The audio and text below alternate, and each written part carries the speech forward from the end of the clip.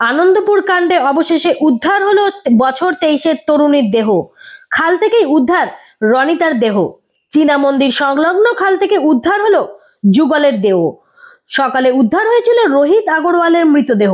Still ব্রিজের সামনে থেকে তার দেহ জল থেকে তোলা হয় ডুবুরির মাধ্যমে, কিন্তু তারপরেই ঝেঁপে বৃষ্টি নামায় উদ্ধার কার্য বেশ কিছুক্ষণ বন্ধ ছিল।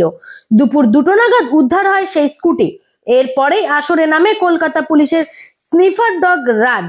স্কুটির টুল বক্স থেকে একটি রুমাল বের করে তা শোকার পরেই খালের পাড় দিয়ে যেখানে রোহিতের দেহ উদ্ধার হয়েছিল সেই জায়গা অব্দি ছুটে আসে পুলিশ কুকুর। তারপরেই কলকাতা পুলিশ সিদ্ধান্ত নেয় যে দুদিক থেকে ডিজাস্টার ম্যানেজমেন্ট গ্রুপের ডুবুরিরা নামবেন।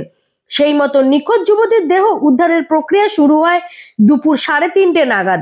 সেই স্টিল ব্রিজের সামনে এসেই রনিতার দেহ খুঁজে পায় ডুবুরিরা। রনিতার দেহ তুলে নিয়ে আনন্দপুর থানায় নিয়ে যান পুলিশ আধিকারিকেরা।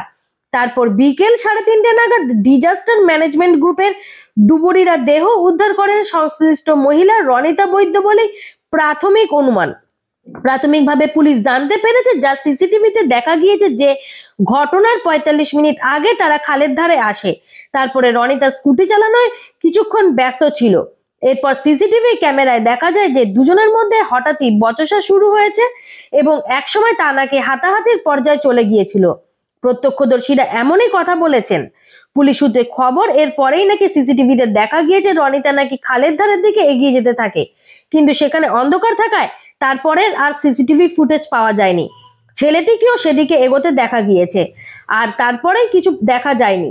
অনুমান যে রনিতা ঝাঁপ দিয়ে থাকতে পারে খালে এবং তাকে বাঁচাতে ছেলেটিও ঝাঁপ দেয়, কারণ স্কুটি নিয়ে যদি দুজনে খালে পড়ে যেত তাহলে একজন আরেকজনকে বাঁচানোর জন্য ধরার চেষ্টা করত, তাহলে সেক্ষেত্রে দুজনের একই সঙ্গে ধরা অবস্থায় দুটো দেহ উদ্ধার হতো। তবে শেষ পর্যন্ত কি হয়েছে তা ময়নাতদন্ত রিপোর্টে আসার পরেই জানা যাবে।